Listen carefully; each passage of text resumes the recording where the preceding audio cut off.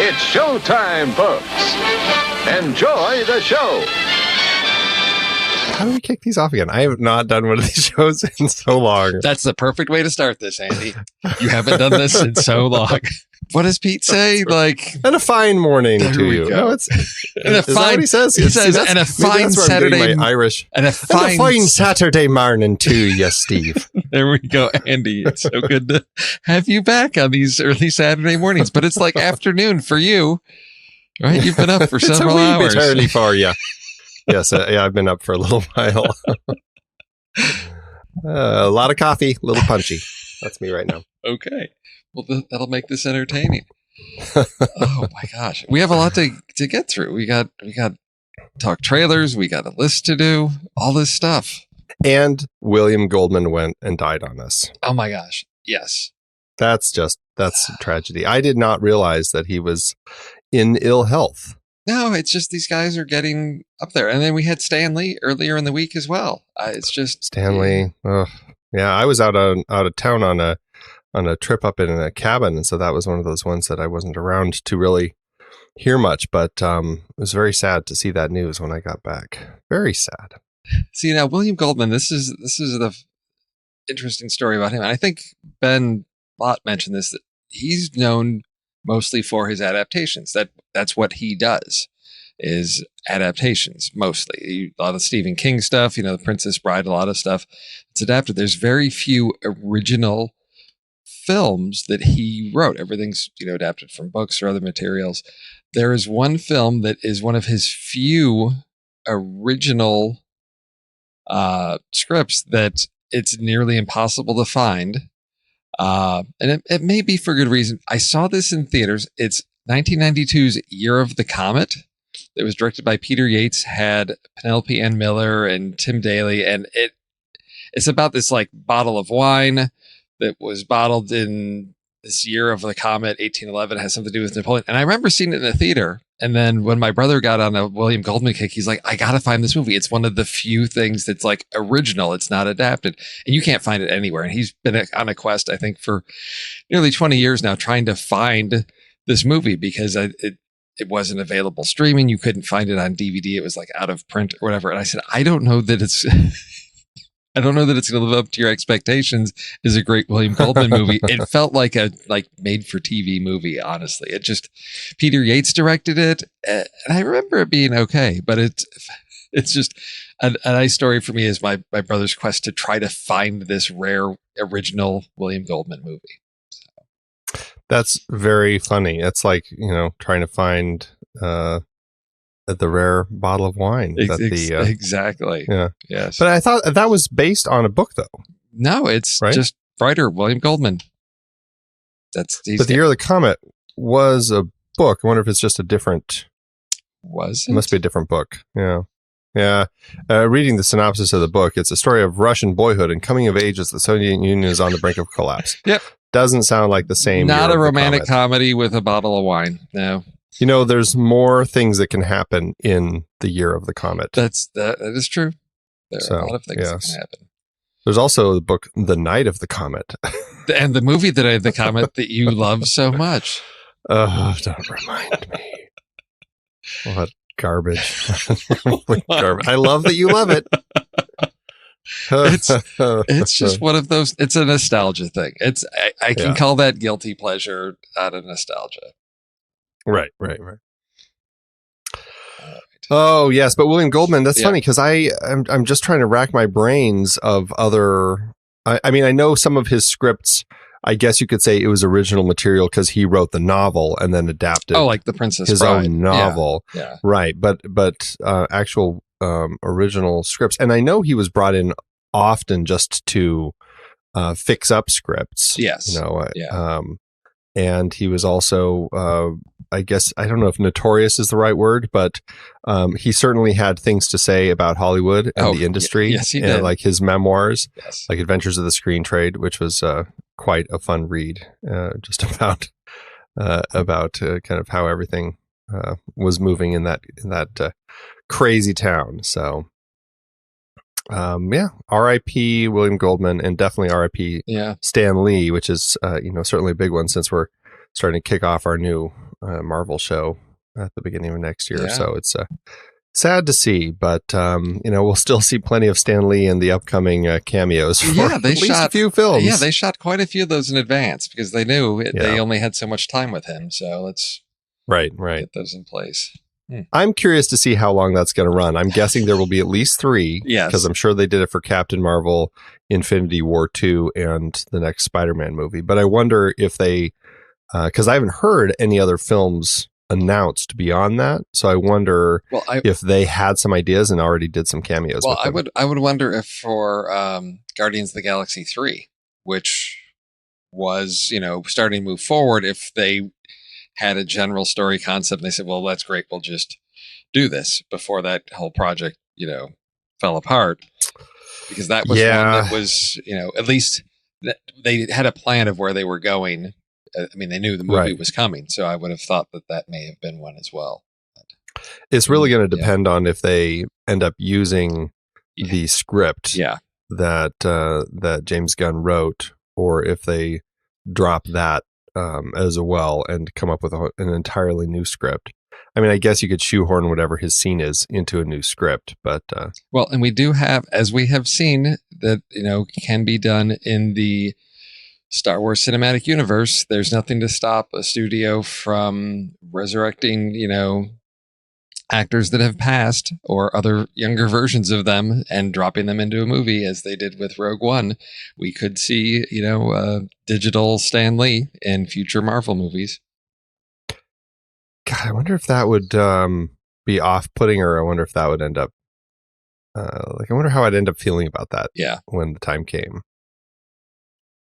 I kind of feel like Stan Lee would be okay with it, so I kind of feel like it would be all right. And it's always brief little cameos, so it's just a small scene that you need to put him in. So it's not like, we're going to deal with this digital character for 5 minutes. It's a little one-liner here or there. So right. It may just become that little fun homage to Stan, to always have him present. Yeah, right. Huh. Well, I guess we'll just have to wait and see. Yeah. He's been doing cameos in films, though, since I think 1989, I think, was his first one. Oh, wow. That far back? Yeah. Yeah. Like he's, I don't know. Gosh, what was it that he did in 89? Was that? I can't. That wasn't Fantastic. No, Fantastic Four was later than that. 89. Wow. Were they doing Marvel? Was it? I want to say it was the Captain America. Oh, the really bad, the really bad Captain America. I think that was the time that he did his first cameo. Oh, wow. I'm not 100% sure. I'm trying to find it right now just to see if I'm correct. I will hopefully let you know shortly. Oh, here it is. The Trial of the Incredible Hulk, a TV movie. He was the jury foreman. Right, with Bill Bixby. Yep, there he is. Oh, wow. I completely missed that one. That's really funny. And then from there, he started doing he did an animated cameo in the Spider-Man cartoon. And it's just kind of been going ever since. And it's funny because he was always really into kind of that Hollywood side of things. And so I think that this was just a side of his personality that allowed him to really kind of just express himself and connect with his crowds. He was actually in Mallrats too. Oh, speaking of mall movies that you guys were talking about a few weeks ago. I think that's probably the first Stan Lee cameo I remember, and that's Stan Lee playing himself. Right? Yeah. Oh, see another. I haven't seen that in a long time. I have a lot of nostalgia for that film. And see, my kids are an age where I could probably watch that with them. I don't know if I want to watch that with them. The only thing I remember about that movie is Kevin Smith staring at those posters, those 3D posters that look like just a mess on your wall. Oh, that wasn't Kevin Smith. It was. Who was it? Oh, I gotta. It's no, because that's what he's sitting there staring, trying to see the boat, and everybody comes by and they're like, "Oh, look, it's a sailboat." And he's like, "Well, I can't see it." Right. Yeah. No, because it wouldn't be Kevin Smith because Kevin Smith plays Silent Bob. Silent Bob doesn't talk. Right. Okay. Well, Yeah. Whatever it is. Whatever. You remember the guy staring? That's the only thing you remember, huh? That's my recollection of that movie. It's got Ben Affleck in it. Come on. Yeah. I need to revisit that. I don't like Kevin Smith. Oh, okay. Fine. What do you like? Well, you know what? Let's talk about what you really love. Let's talk about your trailer. Let's talk about this trailer, this fantastically awesome trailer. Oh, really? Wow, you're going all out on this one. I am I'm ridiculously excited. Are you really? Are you seriously that excited? I mean, I think it looks fun, but wow, okay. Go on. It's just a fun world. This is the Detective Pikachu trailer that I am talking about. It's just fun to see all these little Pokemon characters coming to life in the real world and seeing all these people interacting with them. And you've got this little this Pikachu character voiced by Ryan Reynolds, which is really funny to kind of just have that Deadpool voice coming out of this cute little Pikachu. Yes, exactly. And he's playing detective with Justice Smith as they're trying to figure out what happened to his father, Justice's father. This is Detective Harry Goodman, who disappeared in a car crash. And now Tim, who wanted to be a Pokemon trainer, he goes to Rhyme City, meets Detective Pikachu, who was Harry's former partner, and somehow Tim can understand what Pikachu is saying, and no one else can. Everybody else, when they hear him speaking, it's Pika Pika. It's the cute little Pikachu noise. But not Tim. No, he can actually talk to Pikachu, and he and Pikachu go on an adventure to try to figure out what happened. We don't get a lot of the story in this trailer, but there's definitely the sense of this kind of loss with Tim as far as never having lived up to his potential as a trainer. And we've got Lucy, played by Catherine Newton, who clearly is going to be joining him on his adventure. She is a reporter, and she has Psyduck, who is her Pokemon that she's going around with. And of course, Ken Watanabe is in it as the police lieutenant. And Bill Nye actually pops up in it, and Suki Waterhouse. And there are a lot of Pokemon. Yes, there are. There's Pikachu, there's Charmander, there's Squirtle, there's Venusaur, there's Dodrios. They're everywhere. There are Pokemon all through this. There's Greninjas that are attacking them.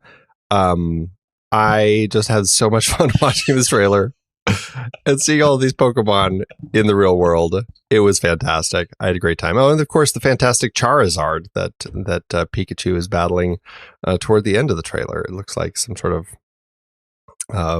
fight. So I don't know. It really hit all the right buttons for me. What'd you think of this one? Well, I have to say, now I feel like how Tommy feels when it's like there was a bunch of proper nouns there. I'm just like spiky dinosaur guy. I don't know. I don't know what any of those words mean that you just said. You were speaking a different language. However, this does look like a lot of fun. It's not made for me. I don't know. I'm going to run out to the theater and see it, but it does look like a lot of fun. And this is, it's for me great to see a movie like this that's targeted towards families and kids, that's tackling, this whole idea of it's just not about promoting the product. We've got a story arc here of, our main character and his sort of quest of, identity and, finding his father and living up to his potential, which I love stories like that for kids. It's a positive message for them. And you put Ryan Reynolds in there and it's going to be funny. It just looks great. I may sneak out to an early, show to see it just for the fun. I may, try to drag some of the family with, well, we're not a Pokemon family, but it just looks like a lot of fun. Well, and that's the thing. I mean, I think obviously it's targeting anyone who's a fan of Pokemon and all of its various incarnations. But I do think that they're trying to also just tap into kind of just that family feel where you may not necessarily have to know much about the world of Pokemon, but it still has that sense of being a story that a family would enjoy, and you wouldn't have to, be obsessed with the games or anything. I didn't say you were obsessed with the games or anything. I didn't say I was either. I'm but just you saying. Are. That's okay. I didn't say that, but who knows? All right. So when is this? This is next year, right? This isn't a Christmas release or anything. This correct. Is next year sometime. This is a 2019 film. It's opening here in the U.S. It actually starts weirdly in the Netherlands, May 8th. And then through the 9th and 10th, it's going to open in all across a number of countries, including the U.S. And then it continues its spread until it opens in France, September 18th. But it is quite a variety. Japan is June 22nd. So I'm surprised that we're actually getting it before Japan. Yeah. But anyway, that's my trailer. Okay. Detective Pikachu. Put down the stapler or I will electrocute you. I mean, come on. Who doesn't love that cute little Pikachu face? He's adorable. He's the key to the movie. That casting it makes it everything. Yes. Yes. All right. I have a detective story as well. I know. I love that. We've got this detective connection. We've got the detective connection, and this is starring Joel Kinnaman, who I am familiar with. I've seen him in Altered Carbon, The Killing. People that went and saw Suicide Squad may recognize him from that. But and you, as one of the few people in the world that saw Child 44, may remember him from that. But I did not know he is a Swedish actor. And again, here on the next reel, we will continue to track how the Swedes are taking over everything. I did not know he was Swedish. So that was a little interesting highlight. But he is starring in The Informer, which is what drew me to this was really the cast that is in this thing. There's nothing that I've seen this type of movie before. We've got an ex-convict who's an informer, and he is part of a drug deal gone bad, is ending up going undercover into prison to track down the whole scheme that's going on there. There's drug trafficking within the prison, and so he's trying to get to the root of that. I've seen things like that before, but the fact that we've got Rosamund Pike and Clive Owen and Common in this one, I thought this is a cast that I want to see. And so as I looked into this a little bit more, I saw that it's written by Matt Cook, who wrote 999, which was another movie where I said, oh, it's like a cop drama with a cast that I really want to see. And then I saw it and did not enjoy it. So I'm cautiously optimistic that Clive Owen, Rosamund Pike, Common, and Joel Kinnaman can deliver on this one. We have a different director on this, on Andrea Di Stefano, and he has directed just one other feature, which was what was that called? The Escobar, Paradise Lost, with Benicio del Toro back in 2014, which I did not see. But this one, it treads familiar territory. I'm just seeding future trailer rewinds with this one. It's one that I'm probably not going to go out to theaters to see. JJ and I may have an interesting conversation about it, but it looks like it has some potential to do something. So that's what I'm bringing. And it's another spring release. I think this one is in March of 2019 is when we'll be getting this one. What did you think? This man, this is an interesting looking film. I'm a little torn on it because you're right. So much of the trailer looks like, every sort of drama like this that we've seen before. This crime drama with an ex-con who's forced into being an informer or something, or something happens. And I feel like the story itself is just so incredibly just kind of by the book. But it does have this cast that is just really stellar, and I love seeing Common. I mean, I think he's just a fantastic presence. and Rosamund Pike, of course, is just great. So it's one of those that I hope is able to be more than what it looks like. You know what I mean? Yeah, oh yeah, that's exactly what I'm hoping. I don't think this is going to be a huge box office success. I imagine it's going to be one of those that actually come out in theaters because now it's on, Netflix or Amazon Prime. It's going to, I don't expect a lot of attention in theaters, but which is unfortunate because I think if this cast works well, they can really deliver. But like I said, I'm going in expecting predictable. I think on the YouTube page for the trailer, I think in the comments somebody said, "Oh, Clive, are you really going to be the bad guy in this one?" Because it's, he's like the head of the FBI. It's like, yes, you can see that's sort of what we would expect to happen. Somebody that with power is actually, secretly behind the scenes manipulating things. I won't be surprised if that's what happens. I hope that a smaller film like this could take some risks and do something more unexpected. But again, Matt Cook didn't do anything impressive with 999, but it was solid.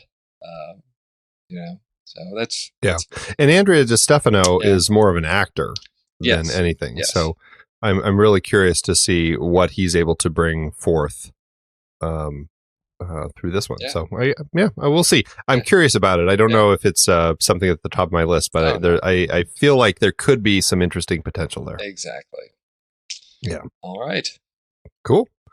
Those are the trailers, and that leads us into food. Oh dear. Yes, we are talking about we did Duck-You-Sucker, aka A Fistful of Dynamite, aka Once Upon a Time the Revolution, on the show this week. And early in the film there is just a really disgusting scene of people eating. And what can I say? Our Patreon supporters, they really wanted us to talk about people eating disgustingly. So here we are. This was a challenging list because I kept going through scenes. I'm like, nope, talked about that on the show. Nope, you guys talked about that one on the show. Nope, you've talked about that one on the show. And I said, because I knew, with Pete, we tread into gray areas sometimes, let things slide. I thought, no, Andy's going to be back. I'm going to stick to it. It's a good challenge. Stick to the rules. Not talked about before. So pushed into some interesting territory on this one. Found some of, I think, varying degrees of what you might consider disgusting. So I've got a very short list. I don't have a lot of backups because you guys talked about so many great movies that already have scenes with food that is, disgusting. So what's an example of one that we've talked about? Come on. And for dessert, chilled monkey brains, Temple of Doom. Yeah, you've got that. See, we're on the same page there. That was one that I certainly had looked at, but obviously we've talked about that one. Yeah. And also there's a bunch of movies that I know have disgusting eating scenes that I just haven't seen. Yes. So I guess we'll wait because maybe they're on your list, so I won't mention those just in case. Okay. Well, do you want to kick it off or shall I? Oh no, you know what? You've been gone for so long that you are the guest of honor this week. So you go ahead and kick it off. Guest of honor. Oh, that's sweet. Well, I am going to start with just a fantastically bloody, gory splatterfest of a zombie film that good old Peter Jackson did way back in. Gosh, when was this? 92. Released here in the States in 93. It is Dead Alive, aka Brain Dead. This movie was just so gory and so disgusting and horrifying to watch, but so much fun. I had an absolute blast with this film because it's this rabid rat monkey from, I can't remember what country, like Madagascar or something, that they bring to the zoo. It's the Sumatran rat monkey. That's what it is. They bring to the zoo in New Zealand, and it proceeds to bite our main character's mother. And there's this dinner scene where she has this wound and is just squirting its ooze. So disgusting into the soup. And it's a horrifying scene. It's really, really funny though. And that's what this movie does really well, is it takes that gore and treats it in really fun ways. You just have a great time laughing at the disgustingness of what's actually happening here. And then, I mean, of course, it ends up with a lawnmower battle against all the dead. It's a fun movie, and this scene certainly is on my list of disgusting eating scenes. So that's my first choice. I have not seen any of the early Peter Jackson sort of splatter gore stuff. So that's one that I've always said, someday I'll get around to it, but it's just never been a priority. And now I don't know that I need to after hearing the description. No, you need to prioritize it. You absolutely need to prioritize it. Okay. Peter Jackson has a great time with kind of that gory fun in this movie. It's really hilarious, and it's so bloody.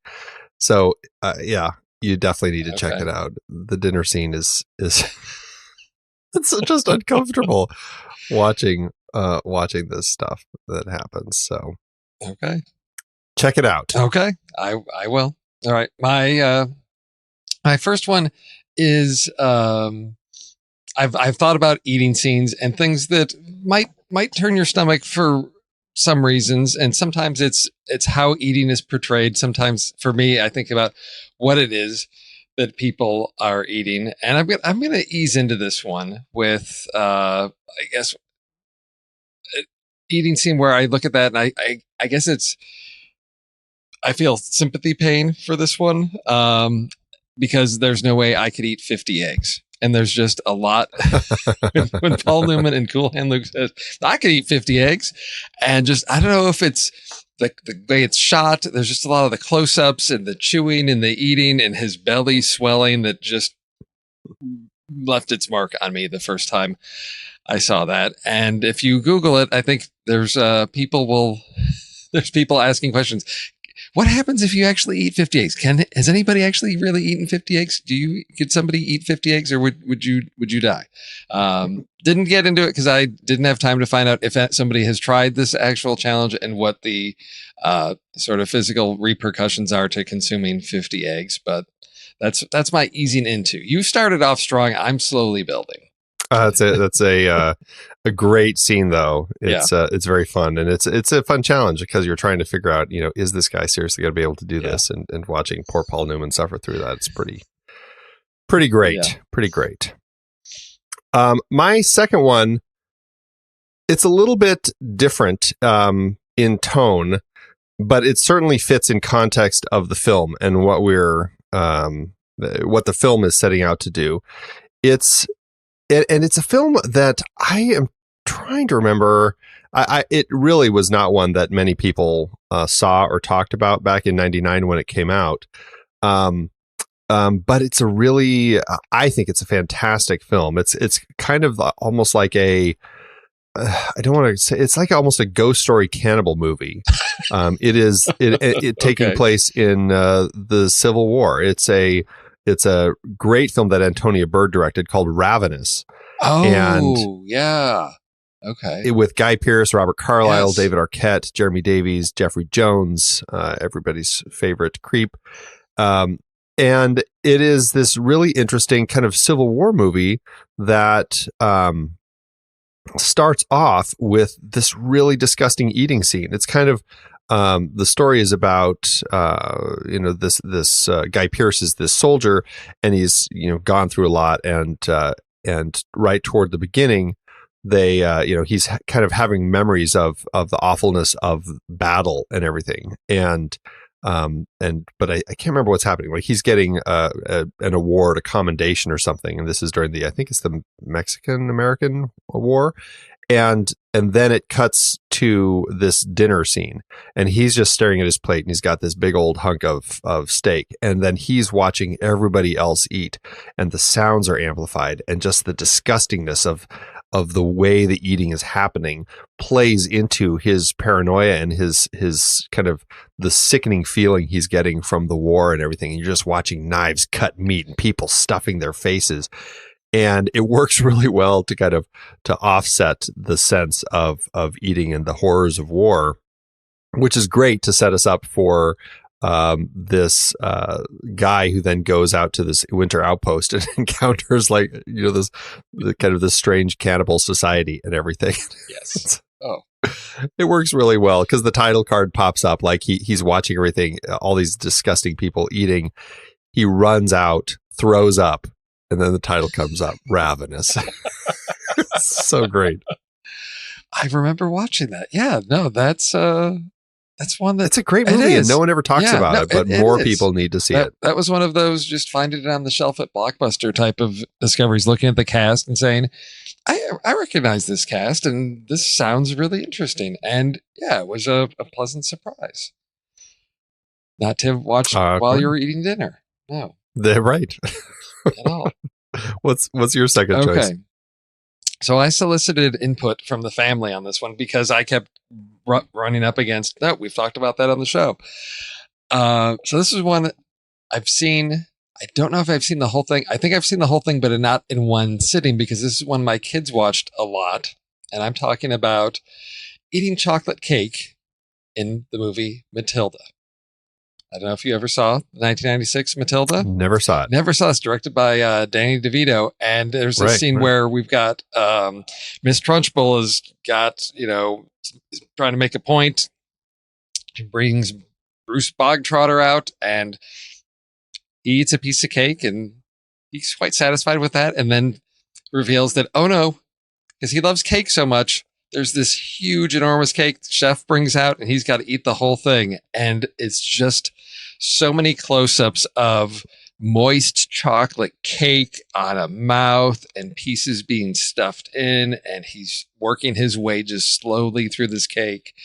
And it's just painful to watch him. But it's the lip smacking and chocolate on the lips and in the teeth and just the close-ups that for kids, yeah, really intensely gross. If you have an aversion to lip smacking and all that, it's quite graphic in the eating of chocolate cake. And it takes something that kids would love and, push it too far.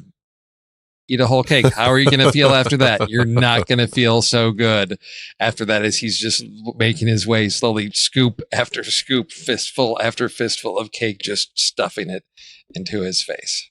So that's my second pick, the cake scene in Matilda. Awesome. It's always fun when kids are involved because it's, it's just, you're liking these kind of like these dares. Oh yeah, because I was was like, oh yeah, Stand By Me. No, you guys talked about that one, didn't you? Yes. Yeah, exactly. We did talk about that one because that's got the pie eating scene. Yeah. Oh well. Speaking of that scene, though, the next scene the next movie, my final choice, does also involve quite a bit of vomit in an eating scene. Okay. And it is, of course. Do I need to get a bucket? Yeah, you do need to get a bucket. Get a bucket. I'm going to throw up. But it's only a wafer thin mint. It is, of course, Monty Python's The Meaning of Life and good old Mr. Creosote in one of the most horrifying eating scenes I've ever seen, where he's just this ginormous man, walks in, sits down, and instantly is ready to start throwing up. And of course, the first thing he does is he throws up and he misses the bucket. Yes. Sprays all over the staff's feet and everything. And it just goes from there. We just get vomit constantly as this guy is looking at his menu, throwing up all over his menu, throwing up all over his shoulder, throwing up on just everything around him. Then the maid who comes to clean the floor, he throws up all over her. Other guests are horrified and leaving, and good old John Cleese just maintains his composure through it as even other guests start throwing up a little bit. Then we come back to the scene later after Mr. Creosote has had his fill, and then we have the wonderful wafer thin mint that John Cleese offers him, which leads to him expanding and exploding, and it's Yes. It's oh so much fun. Everybody really should just watch Monty Python's Meaning of Life because it's just disgusting in this particular scene and fun in every sort of way. So that's my final pick. And it was a tough one because I actually had a pretty lengthy list. I was surprised at how many movies I came up with. So well, this one may be on your list. My final pick because I'm going to get us ready for holiday season. And although many people agree that this is a disgusting meal, there are restaurants for the holiday season that will put on their menu Buddy the Elf's breakfast pasta. Talking about Will Ferrell eating a big plate of spaghetti with syrup, Pop-Tarts, all kinds of sweetness, and it's the over the top sugary sweetness on top of pasta that is just for me sort of gut turning. Oh my gosh, I can't. And I guess because I'm older and I know when things don't agree with me, it's not going to be good. But the fact that what everybody I think agreed was a disgusting eating sequence when this first came out has now become turned into, hey, we're going to offer this to our restaurateurs. So people that want to come in, we will feed you the infamous elf spaghetti breakfast topped with maple syrup. That's awesome. I actually didn't have that on my list, but that's a pretty I would have counted on that. It's disgusting, but I don't know, there's something that's, I don't know, less disgusting than some of these other things. I mean, my last pick on my list, in case you stole Elf or Matilda, because I know you have kids and I thought those might be right there. I went way back into the archives for The Cook, the Thief, His Wife, and Her Lover, and the final meal. The final meal. Yes. That is a pretty disgusting meal. Yes. That's a good one. The other ones that I had, well, I knew that there were movies out there like, was it Pink Flamingos, the John Waters movie? I've never seen that. I haven't either, but I know that there's some pretty disgusting eating there. I had Hannibal on my list with the final meal there. I had Drag Me to Hell when she goes over. I haven't seen either of those. See? Oh, well, there are interesting scenes, and Hannibal is certainly a disgusting scene because, you know, I won't even go into it. It's just disgusting. And then the last one is the honorarium film for Pete. It's a Woody Allen movie? It is not a Woody Allen movie. It is a Nicolas Cage movie, and it is Vampire's Kiss because Nicolas Cage eats a real cockroach. Yep. But this is the movie I watched with Pete, and it was something that he always loved because Nicolas Cage's character's name was Pete, and somebody says, "Your name is Peter, right?" And he goes, "Right, Peter, right." So we always laughed about that. So there it is. I did not know that story. Now I know. Every time I think about that movie, I think about Pete. It's kind of funny. So we need to make that a ringtone. To pull that audio from Vampire's Kiss, make that a ringtone so that when Pete ever calls you, that's what's on your phone. Is Nicolas Cage. right, Peter, right. That would be fantastic. I really should do that. Absolutely. All right. Well, that's the lists. So what are we going to do for this final round of Leone's Once Upon a Time trilogy? We're talking about Once Upon a Time in America. It's been 30 years since I've seen that movie. So, well, we could do really long movies. No, I saw it's on Netflix. It is on Netflix right now. So I'm thinking I have an opportunity to get there to see it. And I think it's I don't know which version it is. I think it's not the super extended. I think it's the original, whatever. It's the somewhat 240 minute version or whatever it is. I think. No, I don't know. Which is the 224. I don't know. Well, let's see. Once Upon a Time in America on Netflix. Oops, I didn't mean to start it. 3 hours and 49 minutes. There you go. Okay. So it's not the 4 hours and 20 minutes or whatever. So you're missing that extra half hour, but that's still is a pretty good version of the film to check out.